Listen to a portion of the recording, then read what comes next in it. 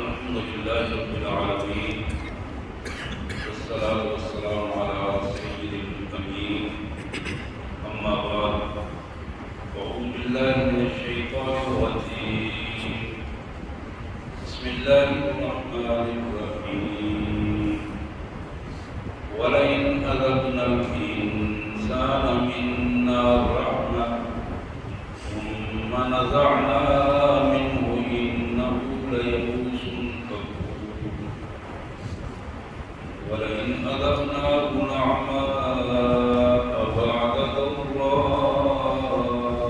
مسته ليقولن ذهب السيئات عني إنه لفرح فخور إلا الذين صبروا وعملوا الصالحات أولئك لهم مغفرة وأجر كبير ولعلك تارك بعض ما يوحى إليك وضائق به صدرك أن يقولوا لولا أنزل عليه كنز أو جاء معه ملك إنما أنت نذير والله على كل شيء وكيل آمنت بالله صدق الله العظيم اللهم صل على محمد وعلى آل محمد وبارك وسلم اللهم صل على جميع الأنبياء والمرسلين وعلى الملائكة المقربين وعلى سائر الصحابة والتابعين وعلى عباد الله الصالحين اللہ کے پاک کلام قرآن مجید میں 12واں پارہ ہے اور سورہ ہود 12ویں پارے کا یہ دوسرا رکوع ہے جس کی پہلی آیات اور سورہ ہود کی آیت نمبر 9 سے لے کر 12 تک 3 آیات ہیں جو میں نے آپ کو سامنے تلاوت کی۔ سب سے پہلے ان مبارک آیات کا سادہ سا مفہوم اور پھر اس کے پس منظر میں نبی رحمت صلی اللہ علیہ وسلم کے ارشادات کے حوالے سے مختصر سی گفتگو۔ اللہ کے مبارک نام سے بڑا مہربان بہت زیادہ رحم کرنے والا ہے۔ وَلَئِنْ أَذَقْنَا الْإِنسَانَ مِنَّا رَحْمَةً، اور جب ہم انسان کو اپنی رحمت کا مزہ چکھاتے ہیں، وسعت دیتے ہیں، برکت دیتے ہیں، خوشحالی دیتے ہیں، ثم نزعناها منه، پھر وہ خوشحالی، اختیارات، برکت ہم چھین لیتے ہیں، ثم نزعناه منه، پھر ہم اسے چھین لیتے ہیں۔ انه لیئوس کفور، اب یہ بندہ مایوسی کی کیفیت میں اس پر تاری ہو جاتی ہے اور اللہ کا ناشکر بنتا ہے۔ وَلَئِنْ أَذَقْنَاهُ نَعْمَاءَ بَعْدَ ضَرَّاءَ، اور جب ہم اپنے کسی بندے کو تنگی کے بعد نعمتوں سے نواز دیتے ہیں، مالی نعمتیں ہیں، اسٹیٹس کی نعمتیں ہیں، درجات کی نعمتیں ہیں، معاشرے کو خوشحالی کی نعمتیں ہیں، وسائل کی نعمتیں ہیں، جب ہم تنگی کے بعد نعمتوں سے نوازتے ہیں، مَسَّتْهُ لَيَقُولَنَّ ذَهَبَ السَّيِّئَاتُ عَنِّي، جب وہ نعمتوں سے پہنچتی ہیں، وہ کھیلتا ہے نعمتوں میں، ہر طرف ہٹو بچوں کے نعرے ہوتے ہیں، تو پھر اس کی زبان پہ ہوتا ہے تو میرے جیسا ذَهَبَ السَّيِّئَاتُ عَنِّي، سارے دکھ درد تکلیفیں دور ہو گئی، اب میں ہی ہوں، کوئی اور نہیں۔ إِنَّهُ لَفَرِحٌ فَخُورٌ، یہ وہ بندہ ہے جو اتراتا ہے، متکبر بن جاتا ہے، فخور، بدترین متکبر بنتا ہے، اپنے آپ کو بڑا بنا کر پیش کر دیتا ہے۔ إِلَّا الَّذِينَ صَبَرُوا وَعَمِلُوا الصَّالِحَاتِ، ہاں وہ لوگ جو اللہ کی ان نعمتوں پر، اس گرفت پر صبر کر جاتے ہیں، استقامت اپنے نظریات کی استقامت ان کے پاس ہوتی ہے، اسلام کے نظریے پر ڈٹے رہتے ہیں، صبر کرتے ہیں تکلیفوں پر، وعمل الصالحات اور نیک زندگی بسر کرتے ہیں، نیک اعمال کرتے ہیں، اولئک لہم مغفرۃ واجر کبیر، یہ ایسے لوگ ہیں جنہیں اللہ تعالیٰ ان کی غلطیوں کو معاف بھی کر دیتا ہے، تو صرف معافی نہیں بلکہ بڑے اجر سے نواز دیتا ہے۔ فَلَعَلَّكَ تَارِكٌ بَعْدَ مَا يُوحَىٰ إِلَيْكَ، میرے پیارے رسول صلی اللہ علیہ وسلم، بعض چیزیں جو ہم آپ کے طرف وہی کرتے ہیں آپ اس سے پریشان ہو جاتے ہیں، اس کیفیت میں کہ شاید ان چیزوں کو چھوڑ کیوں دیا گیا ہے جو میری طرف آنی تھی ان کو چھوڑا کے پائے، وظائف میری صبر، اور اس سے آپ کے دل میں تکلیف محسوس ہوتی ہے۔ اس حوالے سے کہ ان یقولوا لولا انزل علیہ کنز، تمہارے بارے میں تمہارے مخالفین یہ کہتے ہیں، مشرکین یہ کہتے ہیں، اس بندے پر اگر اسے نبی بنانا تھا تو خزانہ کیوں نہیں نازل کیا گیا، اسے بہت بڑا جاگیردار بنایا جاتا، بہت بڑا صنعتکار بنایا جاتا تب نبی ہوگا، اور جہاں ملک یا اس کے ساتھ کوئی فرشتہ ہوتا تو آگے ہر بچوں کے نعرے لگاتا اور لوگوں کو بتاتا جاتا کہ اللہ کا نبی ہے۔ میرے پیارے رسول صلی اللہ علیہ وسلم، ہم نے آپ کو ایک خیر خواہ ڈرانے والا بنا کر بھیجا ہے، تو خیر خواہی کے ساتھ ان کو جہنم سے بچانے والا ہے۔ واللہ علی کل شیء وکیل، اور حقیقت یہ ہے ہر چیز اللہ ہی کے سپرد ہے اور اسی کی مرضی اور اسی کے فیصلے کے مطابق اسے چلنا ہے۔ سبحان اللہ وبحمدہ، سبحان اللہ العظیم وبحمدہ، استغفر اللہ، یا کریم یا ارحم الراحمین یا ذا الجلال والاکرام۔ سورہ ہود کی یہ آیات، آیت نمبر 9، 10، 11، 12، یہ 4 آیات ہیں۔ ان آیات کا متن بھی آپ نے سنا اور ان کا سادہ سا مفہوم بھی آپ کے سامنے میں نے رکھا۔ یہ زندگی اس انداز سے اس کا آغاز کیا گیا، اس سوائے اللہ وحدہ لا شریک کے کسی کے پاس کچھ اختیارات نہیں، سوائے اللہ وحدہ لا شریک کے کسی کے پاس کچھ بھی اختیارات نہیں، بالکل طے شدہ بات ہے۔ کوئی الٹا ہو سیدھا ہو، مرے جیے کچھ بھی کرے، جتنا کسی کو اختیار اللہ نے عطا کر دیا ہے اس کا اس کو پابند بنا دیا ہے، اس کے سوا ایک لمحہ بھی نہ آگے نہ پیچھے، ایک ذرہ بھی نہ آگے نہ پیچھے ہو سکتا۔ اب اس کا ایک منظر جو کائنات کے مالک نے میں دکھایا، انسان کی باقی ساری چیزیں، جمادات، نباتات، آسمان، زمین، کائنات کی دوسری مخلوقات جو ہیں وہ، یہ ساری مخلوقات، ساری چیزیں منجمد ہیں، قانون کے پابند ہیں۔ سورج کی یہ جرت نہیں ہے کہ وہ ایک لمحہ بھی اللہ کے قانون کے آگے پیچھے ہو جائے، چاند کی یہ جرت نہیں ہے کہ وہ آگے پیچھے ہو سکے، ستاروں کی یہ جرت نہیں ہے کہ وہ آگے پیچھے ہو سکے، پانی کی یہ جرت نہیں ہے کہ اللہ کے حکم کے بغیر ایک دن کا بھی آگے لے کے بہا کے لے جا سکے، جب تک اللہ کا حکم نہیں ہوگا وہ کوئی عمل نہیں کر پائے۔ ہوا کی یہ جرت نہیں ہے کہ جب تک اللہ کا حکم نہ ہو وہ چل سکے۔ تقدیر کے پابند نباتات جمادات، مومن ہے فقط احکام الہی کا پابند۔ اس بات پر انہوں نے بڑی خوبصورت جو تصویر کشی کی ہے، تقدیر کے پابند نباتات و جمادات، مومن ہے فقط احکام الہی کا پابند۔ مومن کو جامد نہیں بنایا گیا، اس کو اختیار دیا گیا ہے خاص حد تک، اچھائی اور برائی کے راستے بتا دیے گئے ہیں۔ وَهَدَيْنَاهُ النَّجْدَيْنِ قَدْ أَفْلَحَ مَنْ زَكَّاهَا وَقَدْ خَابَ مَنْ دَسَّاهَا، اچھے اور برے راستے کو واضح کر کے رکھ دیا گیا۔ اور پھر اسے بتا دیا گیا اب تمہارا اتنا اختیار ہے، اس کے مطابق تم اچھے یا برے راستے پہ جا سکتے ہو۔ چیزیں ہم نے دونوں رکھ دی ہیں، ان دونوں میں سے تمہاری پسند کیا ہے، یہ تمہاری سوچ ہے، اس سوچ کے مطابق تمہاری سزا یا انعام جو ہے اس کے مطابق ترتیب پائے گا،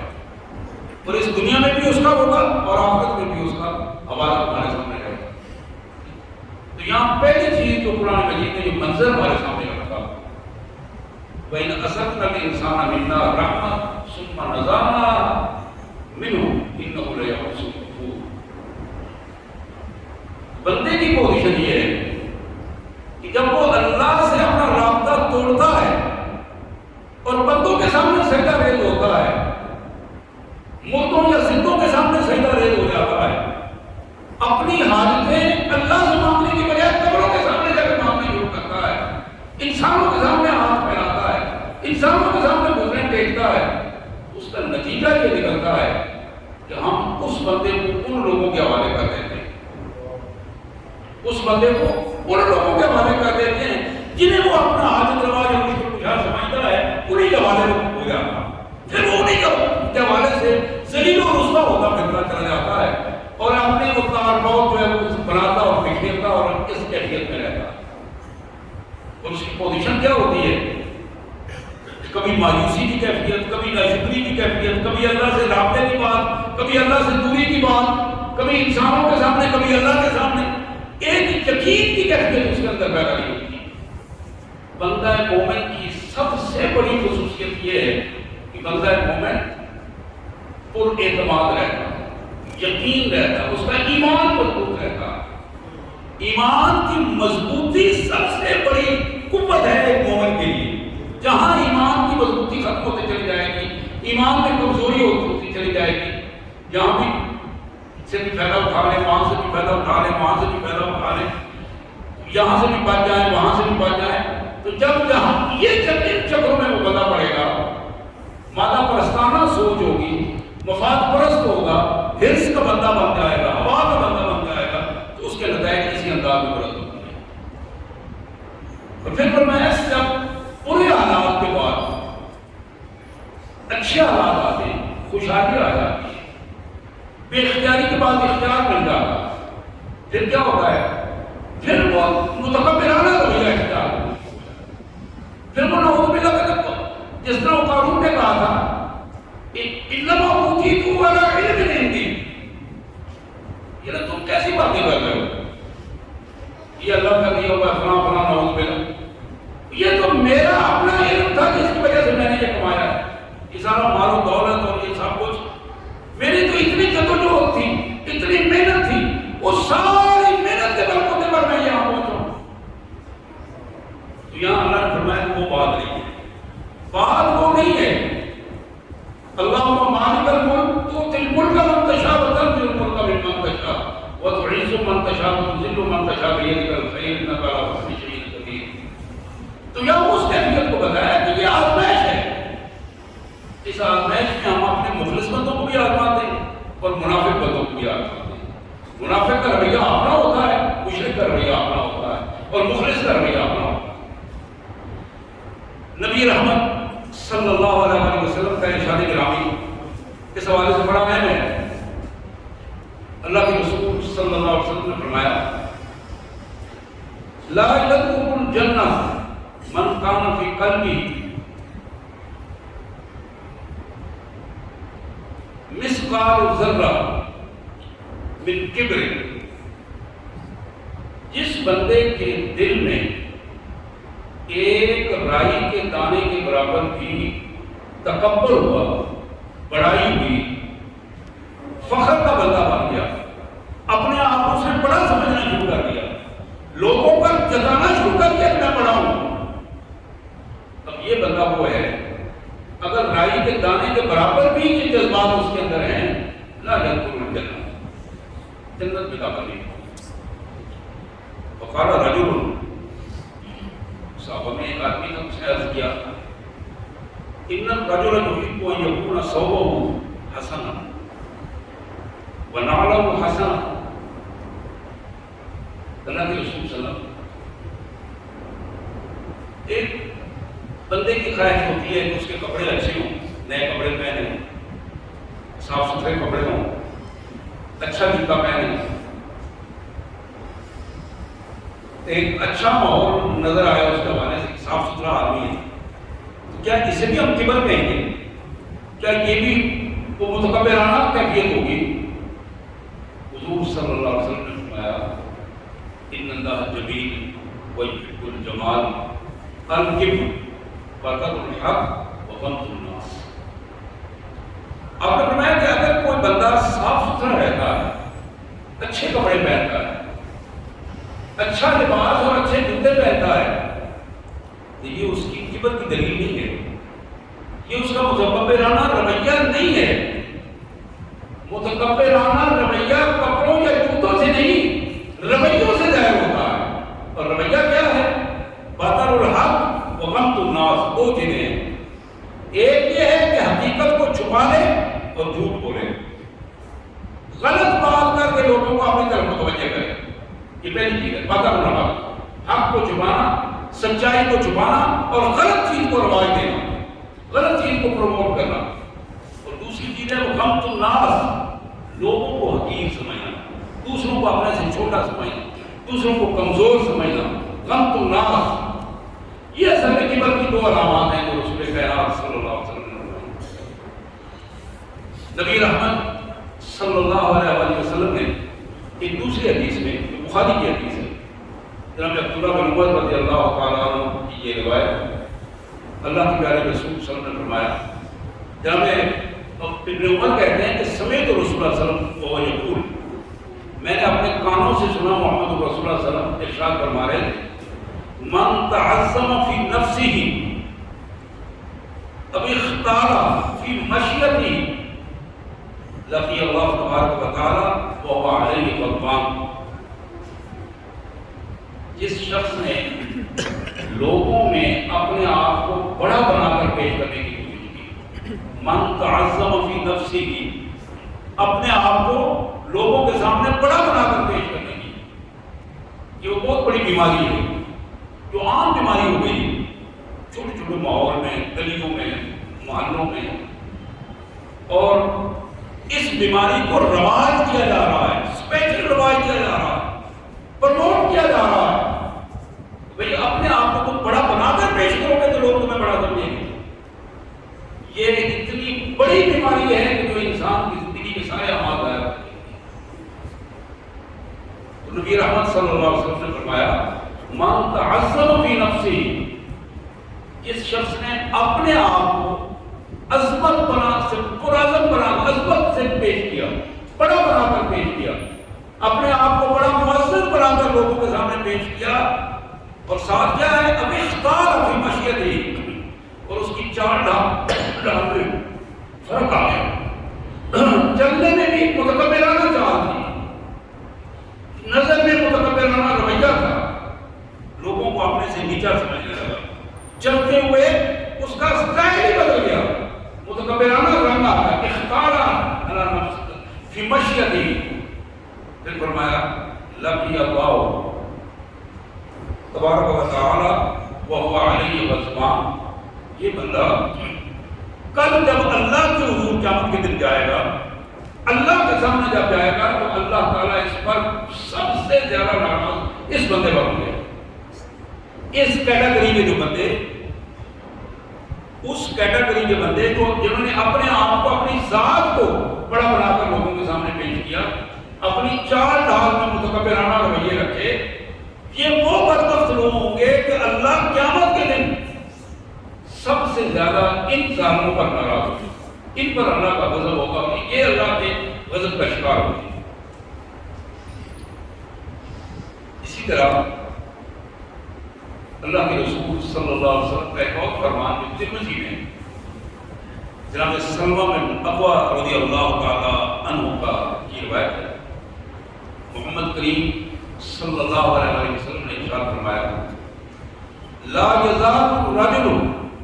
یذهب بنفسه حتى یکتب فی الجبارین ویصیبهم ما اصابه. بندہ مسلسل ماحول کو اپنی بیوقوفیوں کی وجہ سے پراگندہ کرتا رہتا ہے، ماحول کو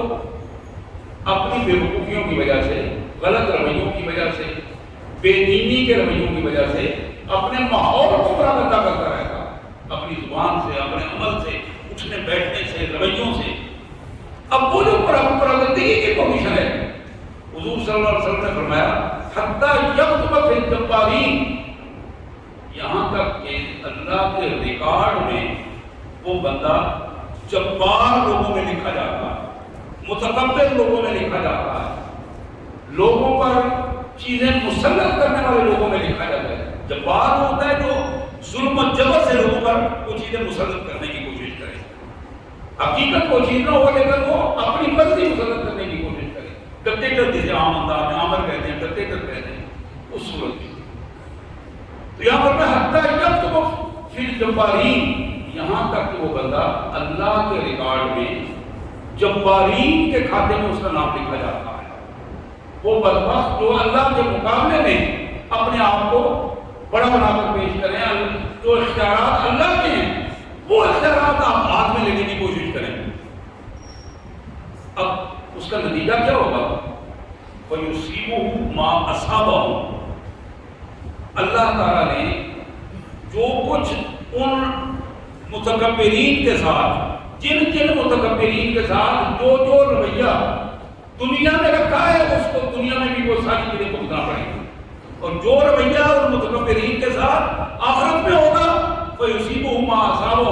ان کو وہاں بھی اسی کیفیت میں اس بندے کو بھی ان کے ساتھ اتنی سزا ملے گی۔ یعنی ایک متکبر انسان دنیا میں بھی وہ اتنا ہی اللہ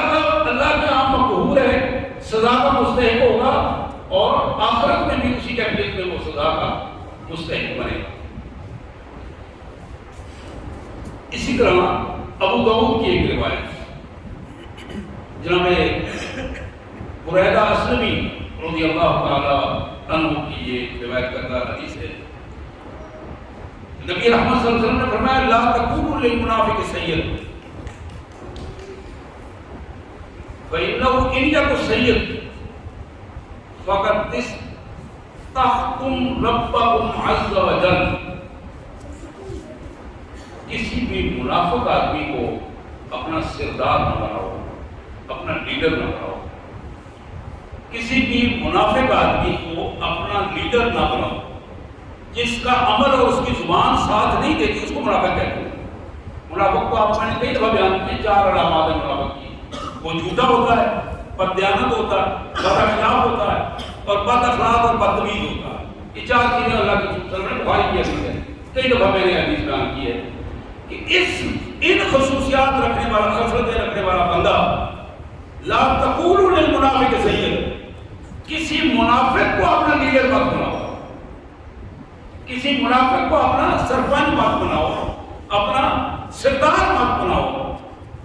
اور اگر تم نے یہ کام کر لیا، کسی منافق آدمی کو کے ساتھ اپنا تعلق بنا لیا، اس کا تم دفاع کرنے لگے، وہ اس کو اپنا لیڈر سمجھا، اس کو اپنا سربراہ سمجھا، تو نتیجہ کیا نکلے گا؟ نتیجہ یہ ہوگا کہ فقط سخطتم ربکم عز وجل، اس سے تم اپنے رب کو شدید ترین ناراض کر دو گے، اللہ کی ناراضگی بھول لو گے، اور جب اللہ کی ناراضگی ہوگی تو نہ تمہاری باتیں قبول ہوگی اور نہ تمہارا کوئی رویہ اللہ کے یہاں قابل قبول ہوگا۔ جب اللہ ناراض ہے تو پھر ہزاروں سجدے اس کو دور کرتے رہو، جب تک سچی توبہ نہیں کرو گے وہ سجدے قبول نہیں ہوں گے۔ اللہ کو خرچ کرتے رہو، حج کرتے رہو، روزے رکھتے رہو، وہ تب تک قبول نہیں ہوں گے جب تک سچی توبہ نہیں کرو گے۔ تو یہاں اس کیفیت کو بڑے واضح انداز میں نبی رحمت صلی اللہ علیہ وسلم نے ہمارے سامنے رکھا کہ لا تقولوا للمنافق سید، کسی بھی منافق کو اپنا سربراہ نہ بناؤ، لیڈر نہ بناؤ۔ ہماری پوزیشن تو اس انداز کی ہے کہ پچھلے 75 سال سے مجموعی طور پر ہم منافقوں کے گلے پڑے ہوئے ہیں، اور منافق ہمارے گلے پڑے ہوئے ہیں، اور پھر ہم انہی کے پیچھے اور وہ ہمارے پیچھے، پہلے ہم ان کے پیچھے لگتے ہیں، بعد میں وہ ڈنڈا لے کے ہمارے پیچھے لگ جاتے ہیں، اور پھر ہم ساری عمر روتے رہتے ہیں کہ ہمارے ساتھ یہ کیا ہو گیا۔ نبی محمد صلی اللہ علیہ وسلم کا یہ فرمان مسند احمد، حدیث کی بڑی معروف کتاب امام احمد بن حنبل رحمۃ اللہ علیہ کی لکھی ہوئی مسند احمد، عبادہ بن صامت کی یہ روایت رضی اللہ تعالیٰ عنہ، حضور نے فرمایا کہ اضمنوا لی ستا من انفسکم اضمن لکم الجنہ، کہ میری امت کے لوگوں اگر تم اپنی زندگی کی 6 چیزیں مجھے اس کی ضمانت دو گے وہ اللہ کی مرضی کے خلاف استعمال نہیں ہوں گی، میں تمہیں جنت کی ضمانت اللہ سے لے کر دے دوں گا۔ دنیا میں رہ کر اس سے بڑی اور کوئی ضمانت نہیں ہو سکتی۔ یہ بہت بڑی ضمانت ہے جو محمد رسول اللہ صلی اللہ علیہ وسلم نے ارشاد فرمائی ہے، اضمن لکم الجنہ، میں تمہیں جنت کی ضمانت اللہ سے لے کر دے دوں گا۔ اب اس میں کیا فرمایا ہے؟ 6 چیزیں کون سی ہیں؟ سب سے پہلے فرمایا اصدقوا اذا حدثتم، لوگوں جب بولو سچ بولو۔ مومن اور سچائی دونوں پکڑ لیے، تو پھر فرمایا جھوٹ اور مومن، ایمان اور جھوٹ ایک جسم میں نہیں رہتے۔ جھوٹا آدمی مسلمان نہیں ہوتا، ویسے ہم سے مسلمان کہتے ہیں اپنے گلی محلے میں، گھروں میں، ملک میں، ماحول میں، دفتروں میں، اداروں میں، عدالتوں میں، فوج میں، کچہریوں میں، جہاں کہیں بھی کوئی بھی جھوٹا آدمی، حضور صلی اللہ علیہ وسلم نے فرمایا وہ جو کچھ بھی کرتا رہے اگر وہ جھوٹا ہے، ایمان اور جھوٹ ایک جسم میں اکٹھے نہیں رہ سکتے۔ یہ پہلی ضمانت جو ہے وہ یہ دینی ہے کہ میں سچ بولوں، اصدقوا اذا حدثتم، یہ پہلی چیز ہے۔ دوسری چیز ارشاد فرمائی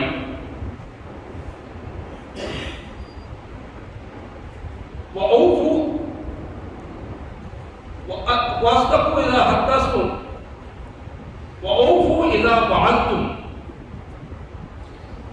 جب بھی تم وعدہ کرو اپنے اس وعدے کو پورا کرو۔ یہ ضمانت ہے، رسول اللہ صلی اللہ علیہ وسلم کو ضمانت دینی ہے۔ پہلی چیز تو سچائی کی تھی، دوسری چیز وعدہ کی ضمانت ہے کہ جہاں بھی میں نے پکا وعدہ کر لیا ہے کہ جناب یہ کام آپ کی مرضی کے مطابق ہوگا، اس طرح ہو جائے میں کر دوں گا، فلاں وقت تک ہو جائے، وعدے میں عرصہ زیادہ کیا جا سکتا ہے۔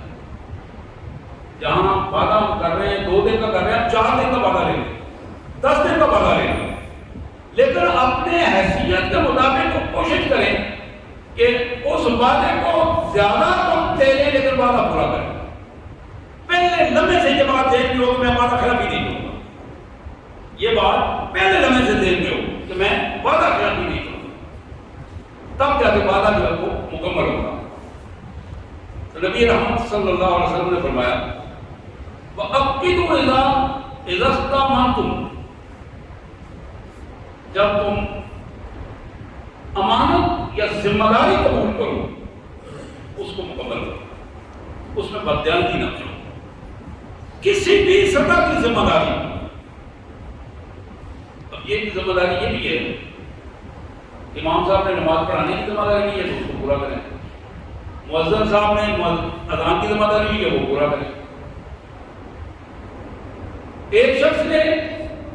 پٹواری ہونے کی ذمہ داری لی ہے تو وہ اپنے پٹوار خانے میں بیٹھ کر دیانتداری سے اپنا کام پورا کرے، اپنی ذمہ داری کو پورا کرے۔ ایک شخص تھانے میں بیٹھا ہے تو اس کی ذمہ داری ہے کہ وہ اپنی ذمہ داری اپنے اصولوں کے مطابق جو ملک کا قانون ہے اس کے مطابق اسے پورا کرے۔ اسی طرح ڈی سی کی ذمہ داری ہے، اسی طرح صوبے میں کی ذمہ داری ہے، وزیر اعلیٰ کی ذمہ داری ہے، وزیر اعظم کی ذمہ داری ہے، اور پھر اسی طرح علماء امت کی ذمہ داری ہے، جاگیرداروں کی ذمہ داریاں ہیں، اسی طرح صنعتکاروں کی ذمہ داریاں ہیں، سیاستدانوں کی ذمہ داریاں ہیں۔ ایک ایک فرد جو جہاں بیٹھا ہے اس کی ذمہ داری یہ ہے کہ اس نے قبول کی ہے ذمہ داری، اس کے مطابق اس کا ذمہ داری کو ادا کرے، اور اگر ادا نہیں کرتا تو پھر اسے یہ بات ذہن میں رہنی چاہیے اللہ کے رسول صلی اللہ علیہ وسلم کی ضمانت جب ختم ہوتی ہے اگلا کام پھر جہنم کا ہے، پھر اس سے اگلا سلسلہ جو ہے وہ بلا شبہ پھر جہنم میں گرنے کا ہے۔ تیسری چیز آپ نے ارشاد فرمائی واحفظوا فروجکم، اپنی شرمگاہوں کی حفاظت کرو، یہ بھی ضمانت دینی ہے۔ اب شرمگاہوں کی حفاظت میں جو سب سے پہلی چیز اللہ کے رسول صلی اللہ علیہ وسلم نے فرمائی النظر سهم مسموم من سهام ابلیس لعنہ اللہ، کہ تمہاری جو نگاہ ہے ابلیس کے زہر آلود تیروں میں سے ایک تیر ہے۔ بے حیائی اور قریانی کا پہلا تیر، پہلا تعلق جو ہے وہ تمہاری نگاہ کا ہے۔ نگاہ کی حفاظت کرو گے، شرمگاہ کی حفاظت ہوگی۔ اگر تمہاری نگاہ کی حفاظت نہیں ہے، سوچ کی حفاظت نہیں ہے، تو تمہیں اپنی عزت اور عفت کی حفاظت نہیں کر پاؤ گے۔ تو فرمایا واحفظوا فروجکم، اپنی شرمگاہوں کی حفاظت کرو، اپنی عزت کی حفاظت کرو، اپنی عفت کی حفاظت کرو۔ فرمایا وغضوا ابصارکم، اپنی نظروں کو نیچا رکھا، نظروں کو نیچا رکھا۔ مغرب ہمیں بتاتا ہے کہ نظروں کو اونچا رکھا کرو، آنکھوں میں آنکھیں ڈال کر بات کرو۔ اگر وہ نیچا رکھو تو سامنے بات کرو، آنکھوں میں آنکھیں ڈال کر بات کرو، اور وہ مرد ہو جو بھی ہو۔ اسلام یہ کہتا ہے وغضوا ابصارکم، بات درست کرو، سچ کرو، لیکن اپنی نظروں کو نیچا رکھو۔ نظروں میں حیا تب آتی ہے جب وہ نیچی ہوں،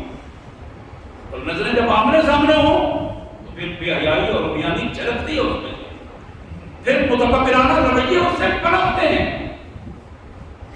نبی رحمت صلی اللہ علیہ وسلم نے فرمایا چھٹی بات کفوا ایدیکم، اپنے ہاتھوں کو ظلم سے روک لو، بے حیائی سے روکو، بدبختی سے روکو، بددیانتی سے روکو۔ ہاتھ سے جو کچھ تم اللہ کے خلاف حکم کے خلاف ورزی کرتے ہو اس ہاتھ کو کنٹرول کرو۔ اب یہ 6 چیزیں حضور صلی اللہ علیہ وسلم نے فرمائی۔ ایک، سچ بولو، وعدہ پورا کرو، وعدہ خلافی مت کرو، دیانتداری سے اپنی ذمہ داری کو پورا کرو، اور اپنی عزت و عصمت کی حفاظت کرو، نظروں کو نیچا رکھو، اور اپنے ہاتھوں کو کنٹرول کرو۔ یہ 6 چیزیں حضور نے فرمایا کہ تم مجھے اگر ضمانت دیتے ہو اضمن لکم الجنہ، میں تمہیں جنت کی ضمانت دوں۔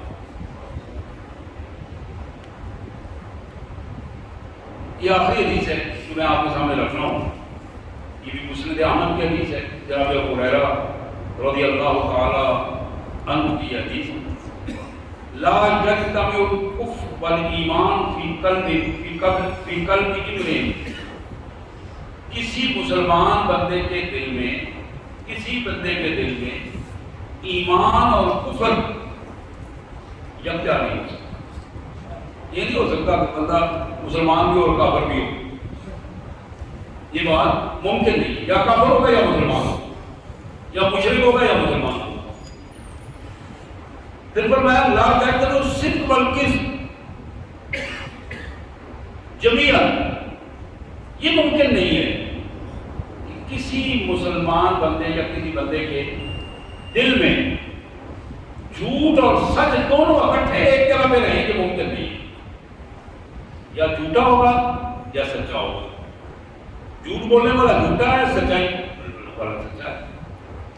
یہی صدق اور کذب کی پوزیشن ہے۔ پھر فرمایا ولا تجتمع الخیانہ والامانہ جمیعا،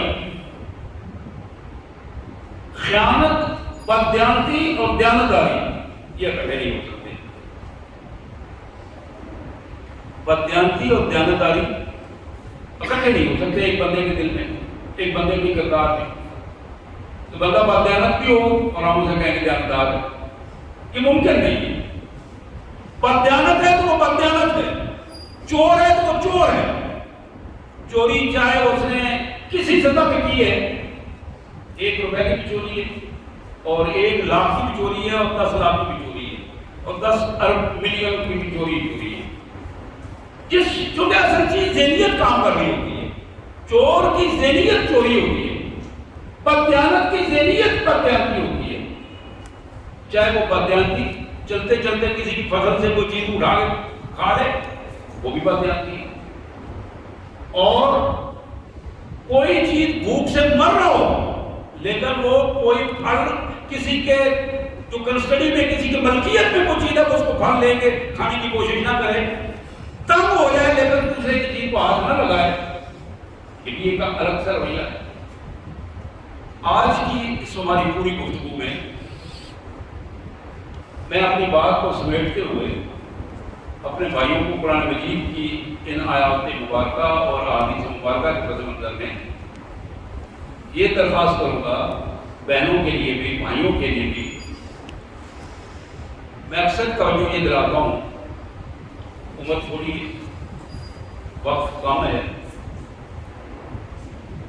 اپنے مفادات سے باہر نکل آئے۔ کوئی مفاد کوئی فائدہ قبر میں ہمارے ساتھ نہیں جائے گا سوائے نئے کامات کے۔ تعصبات سے باہر نکلیے، میرا فلاں سے تعلق ہے، فلاں قبیلہ ہے، فلاں برادری ہے، فلاں رشتہ داری ہے، فلاں سیاسی جماعت ہے، فلاں مذہبی جماعت ہے، ان سے باہر نکل آئے۔ صرف اللہ اور اللہ کے رسول کے مطیع فرمان بنیے، انہی کی اطاعت کام آئے گی۔ مت سوچیے کہ دوسرا کیا کر رہا ہے، کیوں کر رہا ہے، کیسے کر رہا ہے۔ سب سے پہلے اپنے آپ کو اچھے معیار پر کھڑا کر دیجیے۔ جب آپ اپنے اللہ کے حضور مطمئن ہو جائیں گے کہ میں اللہ کے حضور اس کا بندہ ہوں اور عاجز بندہ ہوں اور محمد رسول اللہ صلی اللہ علیہ وسلم کا سچا امتی ہوں، انہی کے ضمانت کے مطابق میں کام کر رہا ہوں، تو یہی کامیابی کی ضمانت ہے۔ اور جب مجھے نعوذ باللہ اس کی پرواہ نہیں ہوگی کہ رسول اللہ نے کیا کہا تو کیا کہا ہے تو کیا ہے، کل ہو جائے گا دیکھیں گے، مریں گے تو دیکھیں گے، قبر میں بھی دیکھیں گے، بعد میں دیکھیں گے کیا ہو جائے گا۔ وہ مرنا اور قبر والی کہانی تو بڑی دور کی بات ہے، وہاں سے تو واپسی ممکن نہیں ہے، لیکن یقین کیجئے جب ٹانگ ٹوٹ جائے اور بستر پہ پڑا ہو تو ساری کہانی بندے کے دل میں آ جاتی ہے، اور پھر وہاں ترلے اور محنتیں اور معافیاں، بار بار اس طرف اللہ معاف کر، یا اللہ معاف کر، اس طرف اللہ معاف کر، بندہ بندوں پہ قابو آ جائے۔ بڑا بڑا متکبر آدمی بھی ہاتھ جوڑنا شروع کر دیتا ہے، رونا چلانا شروع کر دیتا ہے۔ میرے پیارے بھائیوں، بجائے اس کے کہ اللہ کی آزمائش میں ہم پکڑے جائیں، ہوتا وہی ہے جو اللہ کرتا ہے، آزمائش ہوتی ہے، اس آزمائش میں آنے سے پہلے، موت کے آنے سے پہلے ہمیں اپنے آپ کو سنوارنا ہے۔ اور سمجھنے کا ایک ہی طریقہ ہے، ایک ہی طریقہ، میں بار بار عرض کر رہا ہوں، اپنی ذمہ داری ادا کر رہا ہوں، میرے بھائیوں، مفاد سے نکل آؤ، تعصبات سے نکل آؤ، عصبیتوں سے نکلو اور تحفظات سے نکلو۔ اس یہاں میں نہیں رہوں گا تو میرا کیا بنے گا، اس بندے سے تعلق ٹوٹ جائے گا تو میرا کیا بنے گا۔ نہیں، کوئی بندہ کسی کو کچھ نہیں کرتا ہے، کوئی بندہ کسی کو بچا نہیں کرتا۔ یہ معاملات، فیصلے کے اختیارات سارے اللہ کے پاس ہیں۔ اللہ سے دعا ہے اللہ تعالیٰ میں درست سمجھنے، درست سوچنے اور درست رویہ اختیار کرنے کی توفیق عطا فرمائے۔ وآخر دعوانا الحمدللہ۔